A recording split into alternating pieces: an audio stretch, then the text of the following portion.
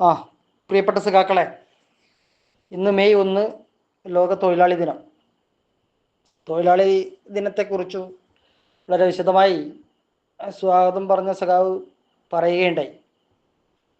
അതുകൊണ്ട് ഞാൻ അതിലധികം വളരെ ഊന്നിയുള്ള ഒരു സംസാരം ഞാൻ ചെയ്യുന്നില്ല. എന്നിരുന്നാലും ലോകത്ത് തൊഴിലാളികൾക്ക് മനുഷ്യ വിഭവശേഷിക്ക് ആവശ്യമായ പ്രതിഫലം ലഭിക്കണമെന്നാവശ്യപ്പെട്ടുകൊണ്ടാണ് ലോകത്ത് തൊഴിലാളികൾ സംഘടിപ്പിച്ചത്. ആ സംഘടിപ്പിച്ചതിൻ്റെ ഫലമായി തൊഴിലാളികൾ സംഘടിക്കുമെന്നും അവരുടെ അവകാശങ്ങൾ അവർക്ക് അർഹിക്കുന്നു എന്നും ലോക മുതലാളിത്തം മനസ്സിലാക്കിയതിൻ്റെ സാഹചര്യത്തിലാണ് നമ്മളിപ്പോൾ ജീവിച്ചിരിക്കുന്നത്. അതുകൊണ്ട് തന്നെയാണ് നമ്മൾ ഇന്ന് നേടിയെടുത്തിട്ടുള്ള ഓരോ അവകാശങ്ങളും നമുക്ക് കിട്ടിക്കൊണ്ടിരിക്കുന്നത്. ഇപ്പോൾ നമ്മുടെ മുന്നിലുള്ള പ്രതിസന്ധി ഇന്ന് നമ്മൾ നേടിയിട്ടുള്ള അല്ലെങ്കിൽ അനുഭവിച്ചു കൊണ്ടിരിക്കുന്ന ഇത്തരത്തിലുള്ള അവകാശങ്ങളും നമ്മളെ മറ്റു ആനുകൂല്യങ്ങളും നിലനിർത്തുന്നതിന് പാടുകൊണ്ടിരിക്കുന്ന ഒരു കാലഘട്ടമാണ്. അതോടൊപ്പം നമ്മുടെ നൂതനമായ ആവശ്യങ്ങൾ ഉന്നയിക്കുന്നു എന്നുള്ളതും വസ്തുത തന്നെയാണ്. ആ കാലഘട്ടത്തിൽ ജീവിക്കുമ്പോൾ ഇത്തരത്തിലുള്ള തൊഴിലാളി സംഘടനകളുടെ പോഷിപ്പിക്കുന്നതിനും അവയെ വളർത്തുന്നതിനും അതിലേക്ക് ആളുകളെ കൊണ്ടുവരുന്നതിനും ആവശ്യമായ സംഘടനാ പ്രവർത്തനം നടത്തുക എന്നതാണ് ഈ മെയ് ദിനത്തിൽ നമ്മളിൽ നിക്ഷിപ്തമായ കടമ. അപ്പോൾ നമ്മൾ ഓരോ സഖാക്കളും അത് വളരെ കൃത്യമായി ചെയ്യുന്നതിനും അതിലൂടെ സംഘടനയെ വളർത്തുന്നതിനാവശ്യമായ പ്രവർത്തനം നടത്തണമെന്നാണ് ആമുഖമായി എനിക്ക് സഖാക്കളുടെ പറയാനുള്ളത്.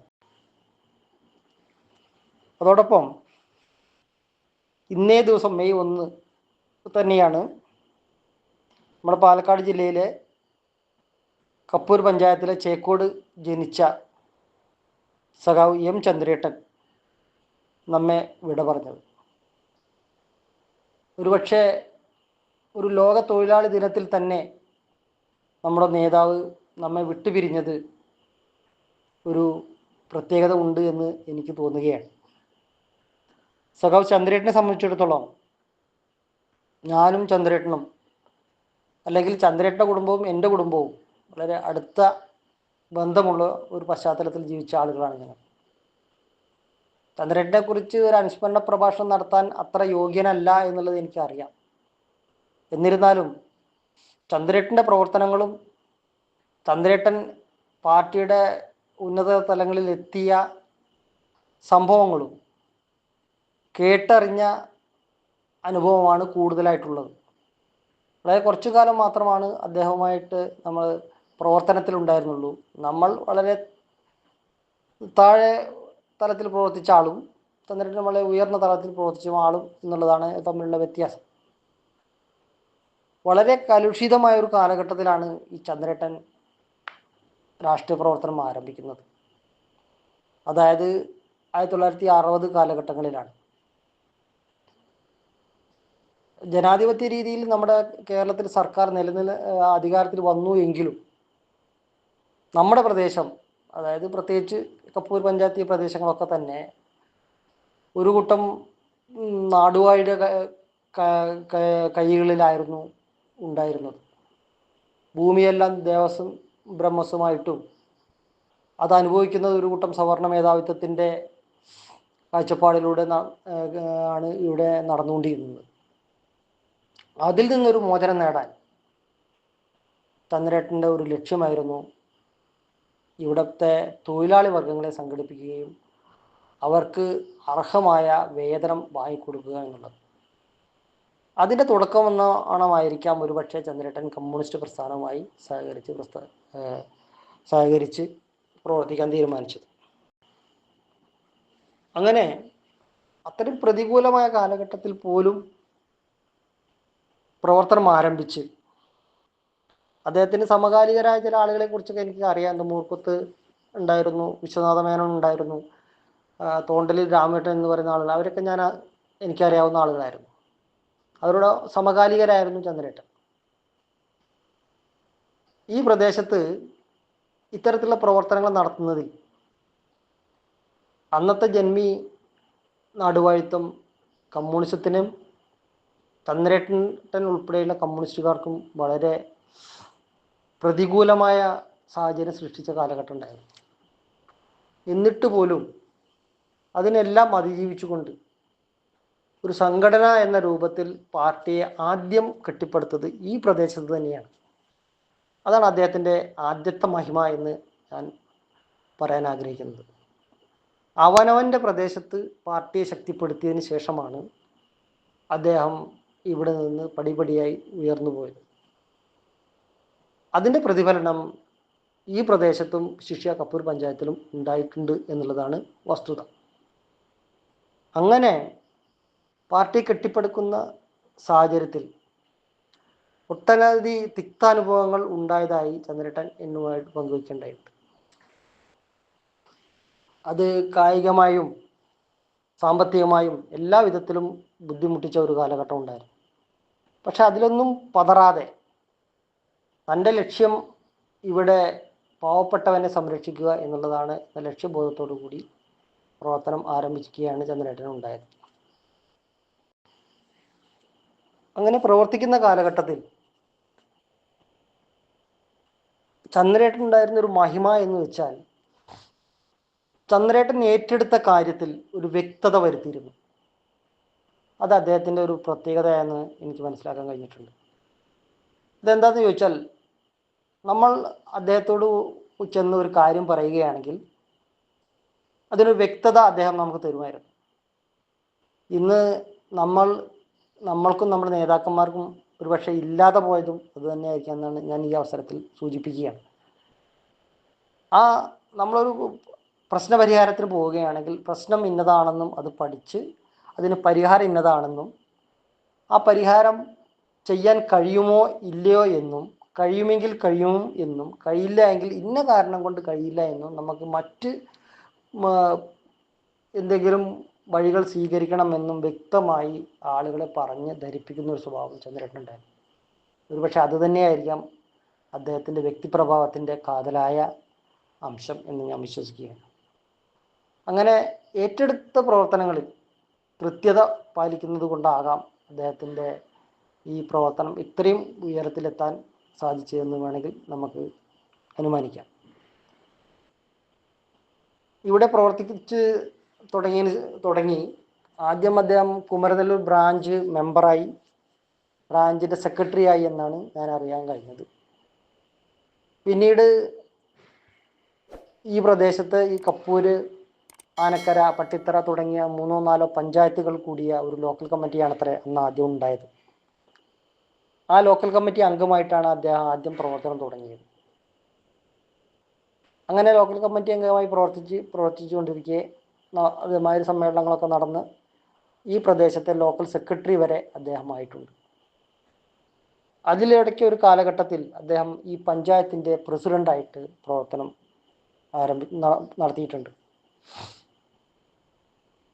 കാലങ്ങളായി UDF അതായത് കോൺഗ്രസ് ഭരിച്ചിരുന്ന പഞ്ചായത്ത് ഒരു തെരഞ്ഞെടുപ്പിൽ ചന്ദ്രേട്ടൻ്റെ നേതൃത്വത്തിലുള്ള ഇടതുപക്ഷ ജനാധിപത്യ മുന്നണി ഭരിച്ച് അദ്ദേഹം പ്രസിഡന്റ് ആവുന്ന ഒരു കാലഘട്ടം ഉണ്ടായിരുന്നത്രേ. എനിക്ക് കൃത്യമായി ഓർമ്മയില്ല, പറഞ്ഞു കേട്ടിട്ടേ ഉള്ളൂ. അന്നും അദ്ദേഹത്തിന് ചില താല്പര്യങ്ങളും ഒക്കെ ഉണ്ടായിരുന്നു. പ്രത്യേകിച്ച് നാടിൻ്റെ വികസനത്തിന് വേണ്ടി വഴി വേണം, വെളിച്ചം വേണം, പാർപ്പിടം വേണം. ഈ 3 കാര്യത്തിൽ വളരെ ശ്രദ്ധ കേന്ദ്രീകരിച്ചു എന്ന് അന്നുള്ള ആളുകൾ പറഞ്ഞ് കേട്ടിട്ടുണ്ട്. ഈ പ്രദേശത്ത് ഒട്ടനവധി റോഡുകളും വഴികളും ഇദ്ദേഹത്തിൻ്റെ നേതൃത്വത്തിൽ വെട്ടി ഉണ്ടാക്കിയതാണ് എന്നാണ് കേട്ടിട്ടുള്ളത്. ഇന്നത്തെ പ്രധാനപ്പെട്ട റോഡുകളിലൊക്കെ ചന്ദ്രേട്ടൻ്റെ പ്രവർത്തന ഫലമായിട്ടുണ്ടായിട്ടുള്ളതാണ്. അങ്ങനെ അദ്ദേഹം പഞ്ചായത്തിൻ്റെ പ്രസിഡൻ്റായി പ്രവർത്തിച്ചിട്ടുണ്ട്. കർഷകരെ സംഘടിപ്പിക്കുന്ന ഒരു പ്രവർത്തനത്തിൽ ഏർപ്പെട്ടിട്ടുണ്ട്. അങ്ങനെ പ്രവർത്തിക്കുന്ന കാലഘട്ടത്തിലാണ് ലോക്കൽ കമ്മിറ്റിയുടെ സെക്രട്ടറിയായി മാറി. പിന്നീട് അദ്ദേഹം പട്ടാമ്പി താലൂക്ക് കമ്മിറ്റിയുടെ അംഗമായി മാറി. പട്ടാമ്പി താലൂക്ക് കമ്മിറ്റിയുടെ സെക്രട്ടറി ആയിട്ടും, അതായത് താലൂക്ക് കമ്മിറ്റി എന്ന ഏരിയ പട്ടാമ്പി ഏരിയയാണ്, പട്ടാമ്പി ഏരിയയുടെ താലൂക്ക് സെക്രട്ടറി ആയിട്ടും പ്രവർത്തിച്ചിട്ടുണ്ട് എന്നാണ് കേട്ടത്. പിന്നീട് പാർട്ടിയുടെ സംഘടനാ വിപുലീകരണത്തിൻ്റെ ഭാഗമായി പട്ടാമ്പി ഏരിയ കമ്മിറ്റി രണ്ടായിട്ട് ഭാഗിക്കുകയും പട്ടാമ്പി ഏരിയ ഒന്നും തൃത്താല ഏരിയ മറ്റൊരു കമ്മിറ്റിയായും മാറുകയാണ് ഉണ്ടായത്. ആ തൃത്താല ഏരിയ കമ്മിറ്റിയുടെ പ്രഥമ സെക്രട്ടറിയായി സഖാവ് ചന്ദ്രേട്ടൻ ഇവിടെ വരികയുണ്ടായിട്ടുണ്ട്. ഞാൻ ആദ്യം സൂചിപ്പിച്ച പോലെ ആ കാലഘട്ടങ്ങളും അത്ര എളുപ്പമായ രാഷ്ട്രീയ പ്രവർത്തനം നടത്താൻ പറ്റിയ കാലഘട്ടമായിരുന്നില്ല എന്നുള്ളതാണ് വസ്തുത. അന്ന് Pattambi area Thrithala area committee ആഫീസൊന്നും പ്രവർത്തിക്കാനുണ്ടായിരുന്നില്ല. പിന്നീട് അദ്ദേഹത്തിൻ്റെ ശ്രമഫലമായാണ് ഇന്ന് തൃത്താല ഏരിയ കമ്മിറ്റിയുടെ ആഫീസ് ഉണ്ടായത് എന്നാണ് പറഞ്ഞു കേട്ടിട്ടുള്ളത്. അന്ന് അനുഭവത്തിന് എനിക്കില്ല. അവിടെ പ്രത്യേകിച്ച് സ്ഥലം വാങ്ങി നമ്മുടെ ഒരു ആസ്ഥാന മന്ദിരം തൃത്താലയ്ക്ക് ഉണ്ടാക്കി തീർത്തത് ചന്ദ്രേട്ടൻ ഏരിയ സെക്രട്ടറി ആവുമ്പോഴാണ്. ഒപ്പം ഒന്നുകൂടി കൂട്ടിച്ചേർത്ത് പറയട്ടെ, അദ്ദേഹത്തിൻ്റെ പഞ്ചായത്തായ കപ്പൂർ പഞ്ചായത്തിൽ ഒരു പാർട്ടിക്കിടെ ഒരു ആസ്ഥാന കേന്ദ്രം വേണം എന്നതിൻ്റെ അടിസ്ഥാനത്തിൽ കുമരനെല്ലൂരിൽ അന്നത്തെ ജന്മിമാരിൽ നിന്ന് കുമരനെല്ലൂരിൻ്റെ കാതലായ പ്രദേശത്ത് 4 സെൻറ്റ് സ്ഥലം വാങ്ങി പാർട്ടി ഓഫീസ് നിർമ്മിക്കുന്നതിനാവശ്യമായ പ്രവർത്തനങ്ങൾക്ക് തുടക്കം കുറിച്ചത്, അതായത് ഇന്ന് നിലനിൽക്കുന്ന മൂർക്കൊത്ത് മന്ദിരത്തിൻ്റെ പ്രാഥമിക പ്രവർത്തനം നടത്തിയ സഖാവ് ചന്ദ്രേട്ടനാണെന്ന് ഞാൻ ഇപ്പോൾ അനുസ്മരിക്കുകയാണ്. അങ്ങനെ തൃത്താലയുടെ പ്രഥമ സെക്രട്ടറി ആയതിനു ശേഷം പ്രവർത്തിച്ചു കൊണ്ടിരിക്കുകയാണ് പാലക്കാട് ജില്ലാ കമ്മിറ്റിയിലേക്ക് അദ്ദേഹം തിരഞ്ഞെടുക്കപ്പെട്ടതെന്നാണ് എനിക്കറിയാൻ കഴിഞ്ഞത്. അങ്ങനെ മാതൃകാപരമായ പ്രവർത്തനം തൃത്താലയിൽ കാഴ്ചവെച്ചുകൊണ്ട് കർഷക സംഘത്തിലൂടെ കർഷകരെ സംഘടിപ്പിച്ച് ഒരു പുരോഗമന ആശയം ഉയർത്തിക്കൊണ്ടുവന്ന് കർഷക സംഘം രൂപീകരിക്കുകയുണ്ടായി ഈ പ്രദേശത്ത്. അങ്ങനെ കർഷക സംഘത്തിലൂടെ ജില്ലാ നേതാവായി മാറുകയും കർഷക സംഘത്തിൻ്റെ ജില്ലാ സെക്രട്ടറിയായി മാറുകയും പ്രവർത്തിക്കുകയുണ്ടായി. അങ്ങനെ 1985 തോന്നുന്നു നമ്മുടെ പാർട്ടിയുടെ ജില്ലാ സെക്രട്ടേറിയറ്റ് മെമ്പറായി സ്ഥാനം പ്രവർത്തിക്കുകയുണ്ടായി. അങ്ങനെ പ്രവർത്തിക്കുമ്പോൾ 1987 സഖാവ് ശിവദാസ മേനോൻ നിയമസഭയിലേക്ക് മത്സരിക്കുന്ന കാലഘട്ടത്തിലാണ് പാലക്കാട് CPM ജില്ലാ സെക്രട്ടറിയായി അദ്ദേഹം സ്ഥാനമേറ്റത്. തുടർന്ന് അങ്ങോട്ട് അന്ന് 1-2 സമ്മേളനങ്ങളിലാണെന്നാണ് എനിക്ക് തോന്നുന്നത്, 2 സമ്മേളനങ്ങളിൽ തുടർച്ചയായി അദ്ദേഹം പാലക്കാട് ജില്ലാ സെക്രട്ടറിയായി പ്രവർത്തിച്ചിട്ടുണ്ട്.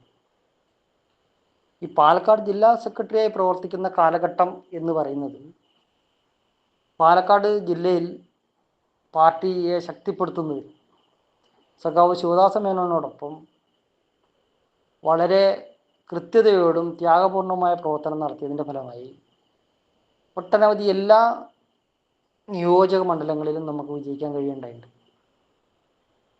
അതൊരു മാതൃകാ പ്രവർത്തനമായി അന്ന് ചന്ദ്രേട്ട പ്രവർത്തനം പാർട്ടി അംഗീകരിക്കപ്പെട്ടിട്ടുണ്ട്.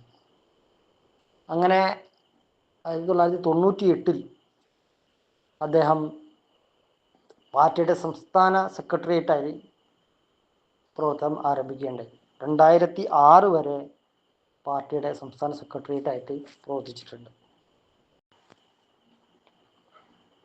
അങ്ങനെ പ്രവർത്തിക്കുമ്പോഴാണ് പാർട്ടിയുടെ സംസ്ഥാന സെക്രട്ടേറിയറ്റായി പ്രവർത്തിക്കുകയുണ്ടായിട്ടുണ്ട്. അതിനുശേഷം അദ്ദേഹം ഇതിലെല്ലാം ഇടയ്ക്ക് കൊല്ലംകോടാണെന്ന് എനിക്ക് തോന്നുന്നത് അദ്ദേഹം നിയമസഭയിലേക്ക് മത്സരിക്കുകയുണ്ടായി. അന്ന് കോൺഗ്രസിൻ്റെ ഒരു KA ചന്ദ്രൻ എന്നാണെന്ന് എനിക്ക് തോന്നുന്നു, ഒരു ചന്ദ്രൻ എന്ന് പറയുന്ന ആളോട് പരാജയപ്പെടുകയുണ്ടായിട്ടുണ്ട്. പിന്നീട് ആലത്തൂർ നിയോജക മണ്ഡലത്തിൽ മത്സരിക്കുകയുണ്ടായിട്ട് 2010 എനിക്ക് തോന്നുന്നു. അവിടെ മത്സരിച്ചത് ഒരുപക്ഷെ കേരളത്തിൽ തന്നെ ഏറ്റവും കൂടുതൽ ഭൂരിപക്ഷത്തോട് കൂടി ജയിച്ച ഒരു സഖാവാണ് ചന്ദ്രേട്ടൻ. പിന്നീട് ഒരു തവണ കൂടി മത്സരിച്ച് 2 പ്രാവശ്യം ആലത്തൂരിൽ നിന്ന് മത്സരിച്ച് ജയിക്കുകയുണ്ടായിട്ടുണ്ട്. ഒരു നല്ല നിയമസഭാ സാമാജികനായി ആലത്തൂരിൻ്റെ പ്രദേശവാസികൾക്ക് ചന്ദ്രേട്ടൻ ഏത് കാലത്തും വളരെ പ്രിയപ്പെട്ടവനായിരുന്നു. അതിനുശേഷം പിന്നീട് പാർട്ടി പ്രവർത്തനവുമായിട്ടാണ് 2021 ശേഷം പാർട്ടി പ്രവർത്തനവുമായിട്ടാണ് മുന്നോട്ട് പോയത്. അങ്ങനെ 2021 നിയമസഭാ തെരഞ്ഞെടുപ്പിൽ മത്സരിക്കുകയുണ്ടായില്ല. പിന്നീട് മുഴുവനായ രാഷ്ട്രീയ പ്രവർത്തനത്തിൽ അദ്ദേഹം ഇറങ്ങിത്തിരിക്കുകയുണ്ടായത്. ഈ കാലഘട്ടത്തിലാണ് അദ്ദേഹത്തിന് ഈ അസുഖം പിടിപെടുകയും കഴിഞ്ഞ 23-ാം പാർട്ടി കോൺഗ്രസിൻ്റെ എറണാകുളം സമ്മേളനത്തിൽ വെച്ച് പങ്കെടുക്കണമെന്ന് ആഗ്രഹിച്ച് അദ്ദേഹം ഇവിടുന്ന് പുറപ്പെട്ടു. പക്ഷേ ആദ്യത്തെ ദിവസം പങ്കെടുക്കാൻ കഴിഞ്ഞില്ല. രണ്ടാമത്തെ ദിവസം മാത്രമാണ് സമ്മേളനത്തിൽ പങ്കെടുത്തത്. വളരെ ശാരീരികമായി വളരെ ബുദ്ധിമുട്ട് അനുഭവിച്ചിട്ടും തന്നെ വളർത്തി വലുതാക്കിയ പാർട്ടിയോടുള്ള കൂറും പ്രതിബദ്ധതയും കണക്കിലെടുത്തുകൊണ്ട് എത്ര വയ്യാതായിരുന്നിട്ട് പോലും അദ്ദേഹം ആ സമ്മേളനത്തിൽ പങ്കെടുത്തു എന്നുള്ളതാണ് വസ്തുത. പിന്നീട് വിദഗ്ധ ചികിത്സയ്ക്ക് വേണ്ടി പല സ്ഥലങ്ങളിലൊക്കെ നമ്മൾ അദ്ദേഹം പോവുകയും പാർട്ടിയുടെയും നേതാക്കളുടെയും പൂർണ്ണ പിന്തുണയോടുകൂടി ചികിത്സ നമ്മൾ കൊടുക്കുകയുണ്ടായി. പക്ഷേ രോഗത്തിൻ്റെ തീവ്രത മൂലം അദ്ദേഹത്തിൻ്റെ ആയുസ് പിടിച്ചു നിർത്താൻ നമുക്കാർക്കും കഴിഞ്ഞില്ല. അങ്ങനെ ഒരു മെയ് മാസം 1-ാം തീയതി ഒരു ത്യാഗോജ്വലമായ പ്രവർത്തനത്തിൻ്റെ പരിസമാപ്തി എറണാകുളത്ത് വെച്ച് നടക്കുകയുണ്ടായി. വൈകിട്ട് ഏകദേശം ഒരു 4:30-5 മണിയോടുകൂടിയാണ് അന്ത്യം സംഭവിച്ചത്. വളരെ അകാലത്തിലായിരുന്നു സഖാവ് ചന്ദ്രേട്ടൻ്റെ മരണം. കാരണം കുറച്ചു കാലം കൂടി മരിക്കുമ്പോൾ 74 വയസ്സ് പ്രായമായിരുന്നു. ആരോഗ്യം അനുവദിക്കുകയാണെങ്കിൽ കുറച്ചു കാലം കൂടി അദ്ദേഹത്തിന് ഈ പൊതുപ്രസ്ഥാനവുമായി സഹകരിച്ച് പ്രവർത്തിക്കണമെന്ന് നല്ല ആഗ്രഹമുള്ളൊരു ആളുകൂടിയായിരുന്നു അദ്ദേഹം. അതാണ് ചന്ദ്രേട്ടൻ്റെ ഏകദേശം ഒരു ജീവിത ചരിത്രം. നമ്മുടെ കാലഘട്ടത്തിൽ ഇത്തരത്തിലുള്ള ആളുകളാണ് നമ്മൾ മാതൃകയാക്കേണ്ടത്. പ്രതികൂല സാഹചര്യങ്ങളിൽ പോലും പ്രസ്ഥാനത്തെ സ്നേഹിക്കുകയും ആ പ്രസ്ഥാനത്തെ സ്നേഹിച്ച് അതിലൂടെ പാവപ്പെട്ടവനെ എങ്ങനെ അവൻ്റെ കഷ്ടപ്പാടിൽ നിന്ന് രക്ഷപ്പെടുത്താൻ കഴിയും എന്നത് മാത്രമായിരുന്നു സഖാവ് ചന്ദ്രേട്ടൻ്റെ ചിന്ത. അത് ഈ നാട് സാക്ഷിയാണ്. പ്രത്യേകിച്ച് കപ്പൂര് ചെക്കോട് പ്രദേശം സാക്ഷിയാണ്. ഇന്ന് കാണുന്ന എല്ലാ വികസന പ്രവർത്തനങ്ങളുടെയും തുടക്കം എന്ന് വേണമെങ്കിൽ ചന്ദ്രേട്ടൻ്റെ കാലം പഞ്ചായത്ത് ഭരണ സമിതിയാണ് എന്ന് പൂർവികർ ഇപ്പോഴും പറയുന്നുണ്ട്. അതുകൊണ്ട് സഖാക്കളെ ഞാൻ ദീർഘിപ്പിച്ച് സംസാരിക്കുന്നില്ല. ചന്ദ്രേട്ടനെ പോലുള്ള ആളുകളുടെ പ്രവർത്തന കാലഘട്ടവും ഇന്നത്തെ കാലഘട്ടവും രണ്ടാണ്. അന്ന് അനിവാര്യത കൂടുതലായിരുന്നു. നാട്ടുപ്രദേശത്താണെങ്കിൽ പാർപ്പിടമില്ല, വസ്ത്രമില്ല, വഴിയില്ല, വെളിച്ചമില്ല, ആരോഗ്യമില്ല, വിദ്യാഭ്യാസമില്ല. ഇത്തരത്തിലുള്ള അനിവാര്യതയ്ക്ക് വേണ്ടി നമ്മൾ പോരാടി അതൊക്കെ നമ്മൾ നേടിയെടുക്കാൻ കഴിയും. ഇന്ന് കാലഘട്ടം മാറി. ഇന്നെല്ലാം വിരൽത്തുമ്പിൽ ഉള്ള ഒരു കാലഘട്ടമാണ്. ഈ കാലഘട്ടത്തിൽ രാഷ്ട്രീയ പ്രവർത്തനം നടത്തുക എന്നതും പുരോഗമനാശയം പ്രചരിപ്പിക്കുക എന്നതും അത്ര എളുപ്പമുള്ള കാര്യമല്ല എന്നുകൂടി ഈ അവസരത്തിൽ ഞാൻ ഓർമ്മിപ്പിക്കുകയാണ്. അതോടൊപ്പം അന്നില്ലാത്ത ഒരു പ്രവണത ഇന്ന് വന്നുകൊണ്ടിരിക്കുകയാണ്. പ്രത്യേകിച്ച് ജാതീയത, വർഗീയത കൊടികുത്തി വാഴുന്ന ഒരു കാലഘട്ടത്തിലാണ് നമ്മൾ ജീവിച്ചുകൊണ്ടിരിക്കുന്നത്. അന്നത്തെ അനിവാര്യത ഭക്ഷണവും പാർപ്പിടവും ആണെങ്കിൽ ഇന്നത്തെ അനിവാര്യത വർഗീയതയിൽ നിന്നുള്ള മുക്തി നേടലാണ് എന്ന് നമ്മൾ മനസ്സിലാക്കേണ്ടതുണ്ട്. മനുഷ്യനെ മനുഷ്യനായി കണ്ടുകൊണ്ട് ജാതി കോമരങ്ങളെ ഈ രാജ്യത്ത് പൊറുപ്പിക്കില്ല എന്ന ദൃഢപ്രതിജ്ഞ എടുത്തുകൊണ്ട് അവരെ ചെറുത്തു തോൽപ്പിക്കുന്നതിനാവശ്യമായ സംഘടിത സമരങ്ങൾക്ക് നമ്മുടെ പ്രസ്ഥാനം നേതൃത്വം കൊടുക്കുമ്പോൾ അതിൽ ഓരോ കണ്ണികളായി നമ്മൾ മാറണം. അങ്ങനെ മാറുന്നതിനാവശ്യമായ പ്രചോദനം സഖാവ് ചന്ദ്രേട്ടൻ നൽകിയ പ്രവർത്തനങ്ങളും ചന്ദ്രേട്ടൻ ഉയർത്തിപ്പിടിച്ച മുദ്രാവാക്യങ്ങളും ചന്ദ്രേട്ടൻ ഉയർത്തിപ്പിടിച്ച തൻ്റെ ഇടവും ഒരു മാതൃകയാക്കിക്കൊണ്ട് നമുക്ക് മുന്നോട്ട് പോകണം. അതുമായി പ്രവർത്തിക്കുന്ന എല്ലാ സഖാക്കളെയും അതിനുവേണ്ടി അഭിവാദ്യം ചെയ്തുകൊണ്ട് ആ പ്രവർത്തനം ഏറ്റെടുക്കുന്നതിന് വേണ്ടി സഖാക്കളെ ആഹ്വാനം ചെയ്തുകൊണ്ട് ഞാൻ എൻ്റെ എളിയ വാക്കുകൾ ഇവിടെ അവസാനിപ്പിക്കുകയാണ്. സഖാക്കളെ ലാൽ സലാം.